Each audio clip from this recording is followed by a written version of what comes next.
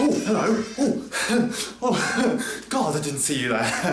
Hello, welcome to another Benito's Explanations. Yes, we're back. The last video went quite well, did it? Well, according to you it did anyway, because it's done okay. So here we are, another instalment of molecular biology. Now, I'm going to try and condense this one as much as possible because the 29-minute video last time was bloody ridiculous. So let's go straight into it, shall we? Yes, today's video is about constructing a cDNA library. So what is cDNA? So cDNA is a collection of cloned DNA, that's where the C comes from, which have all been synthesized from mRNA. Okay? So they are the DNA sequences which are actively transcribed and translated from a particular cell. Right. Oh, how did that get there? God. Some fans, you know, just do all the work for me. Now, first of all, we must isolate all the RNA from a particular cell at a particular time. Now, we know that there are other types of RNA other than mRNA. There's ribosomal RNA, rRNA. There's also tRNA, all types of stuff. So mRNA actually makes up a very, very small proportion, only 1 to 2% of the total RNA in a cell. So how do we extract the mRNA from all the other RNAs which we don't want? What we need is some oligo-DT beads. Oh yes. At the end of each mRNA transcript, there's what we call a poly-A tail. That's what's added after transcription takes place to increase the stability of the mRNA molecule. Now, a poly-A tail is a string of nucleotides with an A base. So if we introduce some sort of probe-like thing with T's along it, they're complementary to the A's, so they'll bind, and that means we can extract the mRNA from our RNA mixture. Right, that is an oligo-DT bead, kind of. It's, well, there's the bead and you've got a strand of T bases going along there. Now, we can incorporate those into a column where they're fixed and we can pass our RNA mixture through it. This is what's called an affinity column. So all the RNA goes through here. Any mRNA with their poly-A tails will attach and stay in the column whilst everything else gets washed off. But then of course we don't want this oligo-DTB to be attached to that mRNA forever, so we add an elution buffer which is high in salt, and that will degrade the hydrogen bonds between the T's and the A's, so the mRNA can be collected and then be used to make our cDNA. So here's your mRNA again. Oh God. Now we must remember that this isn't the only mRNA in our mixture. There's loads of different types of mRNA in our mixture at the moment, encoding for loads of different types of genes. But how do we synthesize cDNA from this? Well, what we add are oligo-DT primers, just like the oligo-DT beads, just without the bead bit at the end. Now this oligo-DT sequence can act as a primer now for our main enzyme to attach and synthesize the rest of the DNA. And this is the enzyme reverse transcriptase. It's called reverse because we're going from mRNA to DNA, which in nature is usually the reverse. So obviously, usually we'd be going from DNA to mRNA then to protein. So that's the reverse part. It's called transcriptase because it is transcribing a DNA sequence. So once reverse transcriptase has done its stuff, we've got one of the strands of our cDNA that we want. So that's one of them, but we don't really want the mRNA strand, we just want DNA. So we need to make a second strand of cDNA. This, by the way, is what's called a heteroduplex, because it's two different types of molecule, RNA and DNA, bound together. Heteroduplex. What we need to do is to degrade the mRNA that acted as our template for the first strand.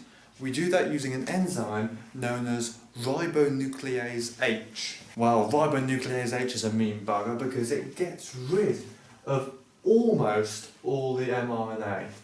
Like this.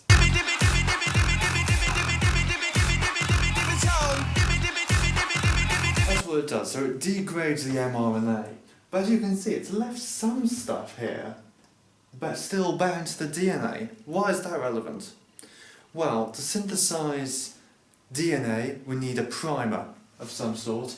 So these bits of mRNA left over act as primers for DNA polymerase to kick in and complete the second chain.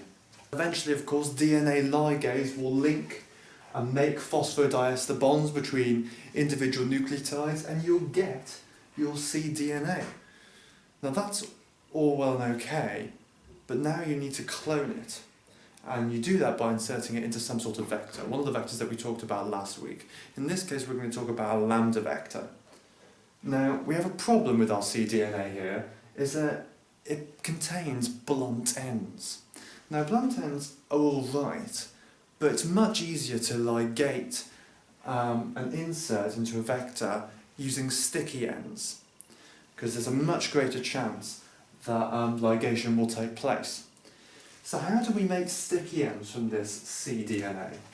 What we do is ligate adapters to each end of our cDNA. Adapters are oligonucleotide sequences with sticky ends at the ends. And the sequence on those sticky ends corresponds to the fragments produced when a restriction enzyme, particularly a restriction enzyme, acts on a vector. If we do that, and then cut a vector, let's say a lambda vector, with the same restriction enzyme, we can quite easily add our cDNA in and introduce that to E. coli, and E. coli will clone that DNA for us. You've got your cDNA in your vector. Now let's say you're looking for a particular DNA sequence. Well, you can screen your cDNA library with an appropriate probe to find that sequence. How to do that? Well, we need to do DNA hybridization. First, what we're going to do, we're going to denature the DNA, that is, tear the two strands apart again using a change in heat or pH. Then going to introduce a nitrocellulose filter which absorbs all of the denatured DNA, and we fix it to that membrane, and then we apply the appropriate probe. Now, in the case of lambda vectors infecting E. coli cells, this is what's called as plaque lift, because, well, you're literally lifting up the plaques which have been created through the lytic reaction of phage particles on E. coli cells. So then what you've got to do is expose your filter to the X-ray film and then relate the positive plaques, the ones that have bound to your probe, to their positions on your original agar plate, and then you should be able to tell which ones have got the cDNA which you want. Now say you want to find a gene which is only expressed in a particular cell. Well, for that we have to do differential screening. So, differential screening is we introduce a probe into the cDNA library of a particular cell type that we're interested in, but we also introduce it into another cDNA library of a completely different cell type. Now, if the probe binds only to the cDNA library that we're interested in, that means it's only expressed in that cell and not the other. And you can test this for loads of other types of cell to find which are differentially expressed. So yeah, a bit of a weird video today, hope you enjoyed that. If you do my course, right, you can send me requests, no problem at all. If you don't do my course, but you are doing this sort of stuff, and you want me to go over something, it's likely we're doing the same thing. So still send me requests of things to do, and I'll try my best to get back to you and do them for you. But until then, goodbye everyone.